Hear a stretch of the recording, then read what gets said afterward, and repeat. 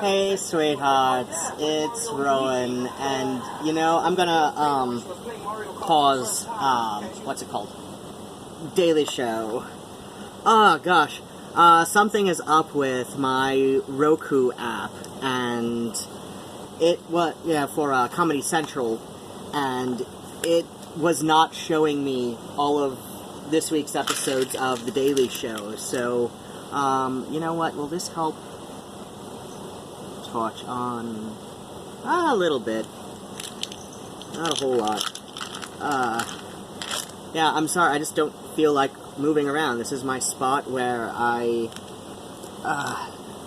do so many things, and I need to vacuum. I need a vacuum so bad in here. But, so yeah, I'm filling up my pill pods again for you and your entertainment, and hopefully this will be much shorter because I'm not telling you about all of my pills again this time. You know what? Well, I don't know. Since I'm on this one, this would be the Xanax. And I have noticed this last week that I have been on what's the other one? The Adderall. I have you might have seen a little bit on my Instagram about my thoughts are just so much calmer and a bit more focused, and I haven't been taking, the second as needed, which a lot of times I would just default to taking that, regardless, just because, it kept things, at least with the illusion of calmness, at least enough so I could sleep, and, but no, I don't need to take the second one, with dinner anymore, so that's actually really, really good, vitamins. So yeah, my Roku app for Comedy Central, it hasn't been doing exactly what it should. I think there was an update that got borked somehow, and, so yeah, I've basically got, Monday, Tuesday, Wednesday's Daily Show on the app somehow. I'm gonna check this. So this is Monday's Daily Show that I'm watching right now, and I need to get this refilled. Shit, did I? Oh, I do have refills on here. Okay. I will, use the, Walgreens app after I film this, and hopefully everything will work out fine, 'cause I'm yours and you are mine. But no, I've been able to keep my thoughts a lot more calm and focused and actually sleep. It's amazing, and I get my 6 hours. I do better on 6 hours of sleep. I always have. I want to say this last year with the CPAP, a lot of times I've had 7 or 8 hours of sleep, and, when I wake up, I feel a little bit tired and sluggish, but, it takes, but I get going, easy enough. But I'm back on my, I'm back to 6 hours of sleep, and I'm feeling fine, and, awake, and everything all day, and nothing where I'm crashing out or anything. I mean, granted, I also know that, stimulants, you don't feel, I've noticed with it being, it actually, occurred, so I've got the generic names on my, what's it called, my prescriptions, because, Medicare, right? And I noticed, it just occurred to me that, oh, yeah,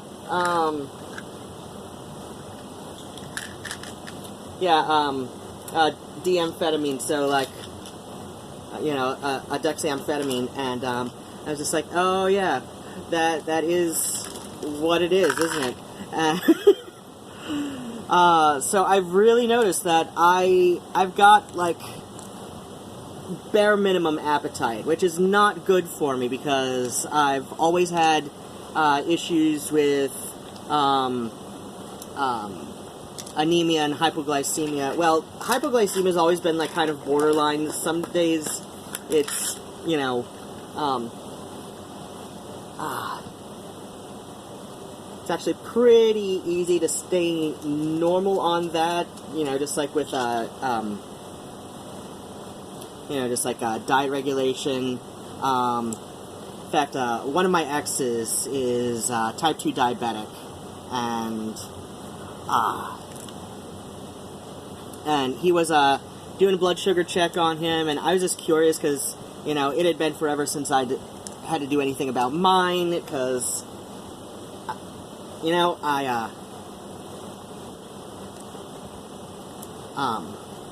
because I was fine. Like I said, my hypoglycemia has always been on the borderline.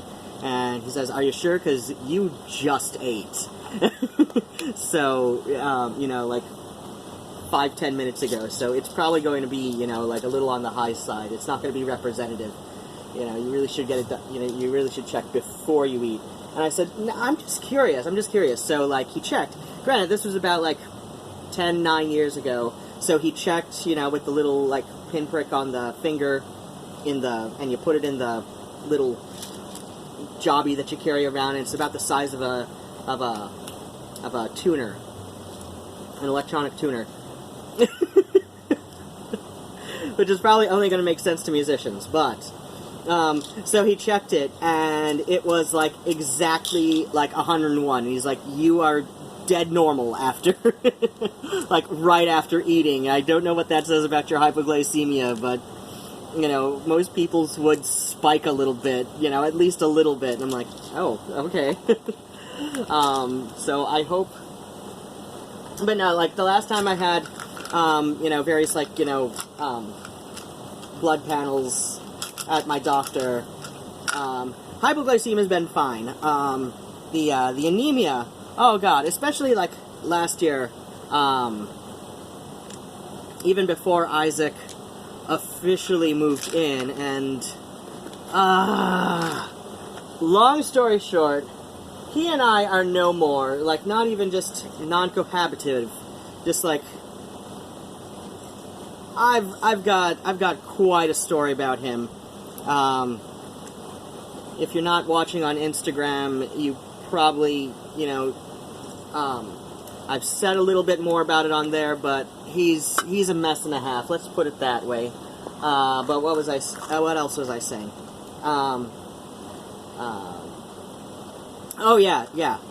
Doctor. Just before he moved in, it was either late October or early November. That's usually about when my annual wellness is. You know, with, like, the full, like, fasting panel and everything, and the doctor, so she noticed that my iron was low, and, you know, she asks, like, you know, lower than she'd seen it since I was in high school, and she's been my doctor pretty much since I was in high school, so, and she says, "Looks like, you know, your iron's really low, like, has anything changed about your diet?" And, oh, hey, I'm almost empty. Or I am empty, I gotta put them all back. And I said, and I'm thinking for a bit because, you know, my thoughts were really unfocused then. And then what did I say? I said, I've been seeing a guy, and he's vegetarian, so it's like, you know, when he's over and eats, you know, dinner with me, it's easier to make, you know, it's easier to make something for the both of us than to make two different meals, so, you know, I've been eating a lot less meat lately.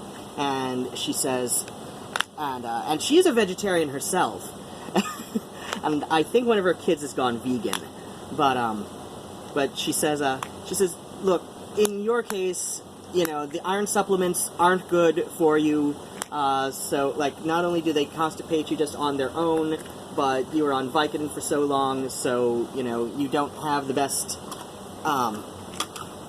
track record with that, and just once a week, just have a burger. Just like if you need, you need to. It's the best way for you to, get your iron that you need. Just like,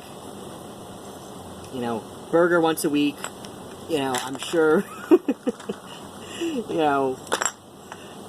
Just like it's good that you're eating less meat. Just, you're one of those cases where some meat is better for you than no meat. So, like when you've got a vegetarian doctor telling you just have a burger once a week, to keep your iron count where it should be, then maybe you're not best equipped for, being vegetarian. So, oh, right, okay. Oh, I forgot to, this needs to be refilled anyway. But I will do it for tomorrow. Okay, so, and tomorrow I've got an appointment with my psychiatrist who put me on the Adderall, and,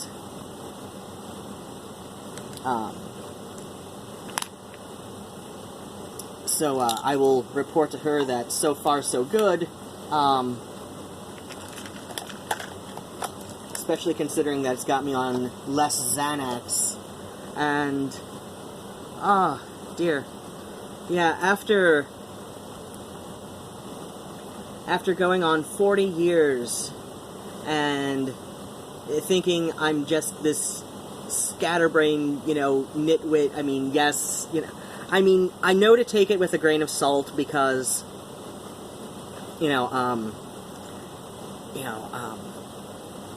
even the best designed IQ tests, like the best designed IQ tests, because they have them for kids as young as, like under 5 years old.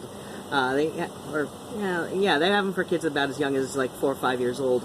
Like the ones that are the best designed ones, they just show how good you are at logic puzzles and test taking. So I know to take it with a grain of salt, but still, it's like, I got the Stanford Binet when I was 5, maybe 6, I don't know. I know I was fairly young, and I wasn't quite in first grade yet, so I can't remember if I was still 5 or if I'd already turned 6 that summer, because my birthday is in July. And, my mother would brag about this to anybody willing to listen, which, when she was in the room was pretty much anybody, because she was someone to contend with if you didn't want to listen to her. So she would brag to anybody willing to listen that, her second born, had a 157 IQ, and, you gotta, this kid is a brilliant genius.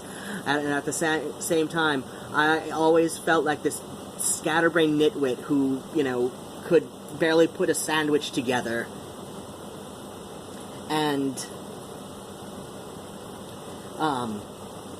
now, like I said, it's my thoughts are a lot calmer and a lot more focused, and I mean, yeah, I've got some bad habits that I got into because, everything was just like bouncing all around, and like, I liken it to kind of like a learned helplessness, that,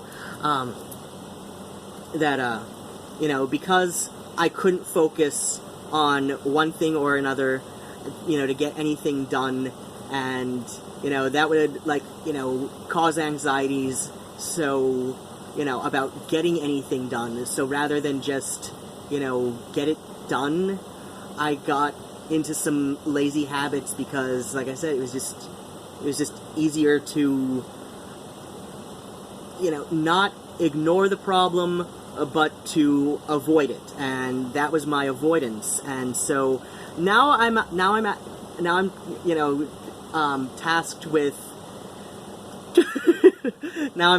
breaking some habits that I got into. And of course, I've still got chronic pain to deal with as well, but I can actually get things done. And now the hurdle is, breaking some of the now the habit is breaking some habit, now the task is breaking some habit. The challenge is breaking some habits. I knew I'd find the word, but I just feel so much better about doing things. And again, I mean, I know it's not a cure-all. It's like I'm 37 years old. I've got a lifetime of bad habits that I developed because, this lack of focus and attention, and somebody I saw on Reddit, I believe, described attention deficit disorder, or ADHD, because they kind of dropped the ADD differentiation. So now it's like ADHD and predominantly inattentive, ADHD predominantly hyperactive, ADHD combined traits. I think I'm more in the combined, but I don't know. The more I examine it, it might be combined, but I feel like maybe it's a bit more like inattentive predominantly. So, like a lot of people will say, oh, well, it's associated with all this energy, but I've got no energy, and he says, and yeah, it was on Reddit, and so this other person was saying, no, it's not really about energy, that's like an old, outdated thing, that a lot of people assumed about children, who, show symptoms, so that's what got diagnosed for, the longest time was, and, it would be misdiagnosed, and there's my half and half.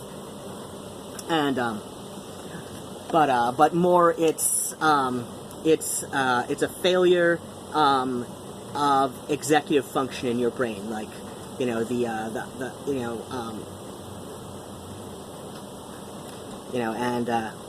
and so like people who have neurological divergences that present with a lot of what they call executive dysfunction. At some point in your life, you learn that, because it is very difficult for you to, focus on, any one task and arrange it, arrange tasks in your day, you'll just as soon not do any because, you don't even know where to start. And that does seem to, very accurately describe where my brain was at before this, and I am being a bit more, I'm a little, I'm not going to drop too much caution, of course. I said last week when I was putting together my pill pods that I was being cautiously optimistic about things, but now that, things have been going a week and I'm settling into a groove, I'm just like, okay, I see what, what I've, not only what I have been saying about myself, but about what other people, who didn't even get a proper diagnosis until they were adults with ADHD, have been saying about it, for like the last 10 years that, that I've had, a diagnosis, even though the PhD, the psychologist, so yeah, like her PhD was in psychology, but without the MD that would make her a psychiatrist, so she couldn't so she couldn't prescribe medications, and plus that's not what I was seeing her for anyway.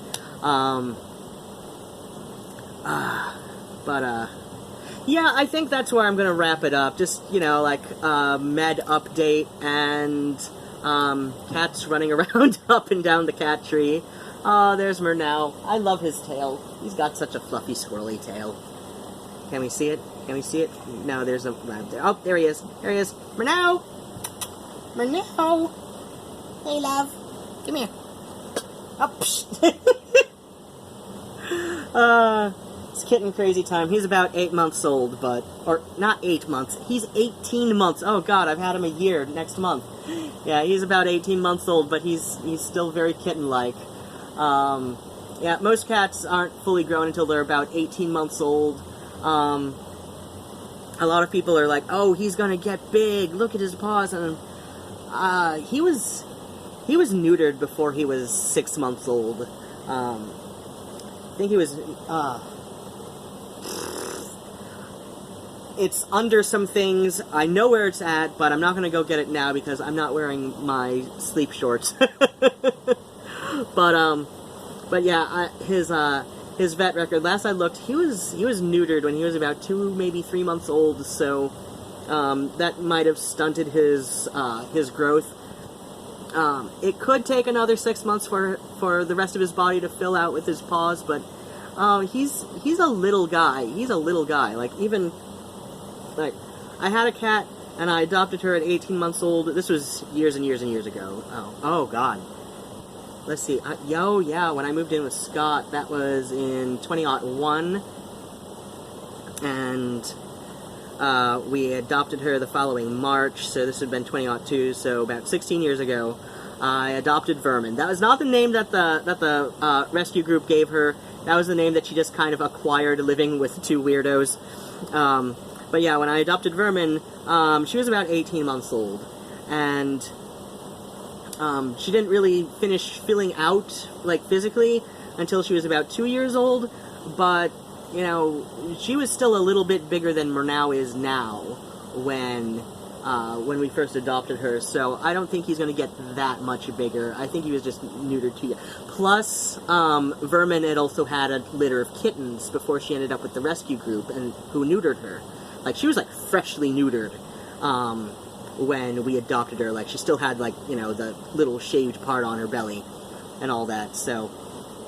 And her nipples were enormous because she'd had, you know, kittens, and, you know, we think that they weaned the kittens off of her too early, not just for the kittens, but also for her mental well-being, because after that she just, like, treated everybody like they were her big giant kitten, and she got a little bit over that after we, you know, when she was about, I want to say 7, 8 years old, we got her a kitten. Oh yeah, she was 7, because all cats were 7 years apart at the time, so we got her a kitten, and that's my ex, Scott's cat, Chunk. He still got Chunk. So yeah, I'm gonna let the video go. I'm talking about cats, because Murnau is behind me, but now he's playing around in the kitchen with lint or something. Alright, take care, sweethearts. Bats and kisses, and I love you all so very much, and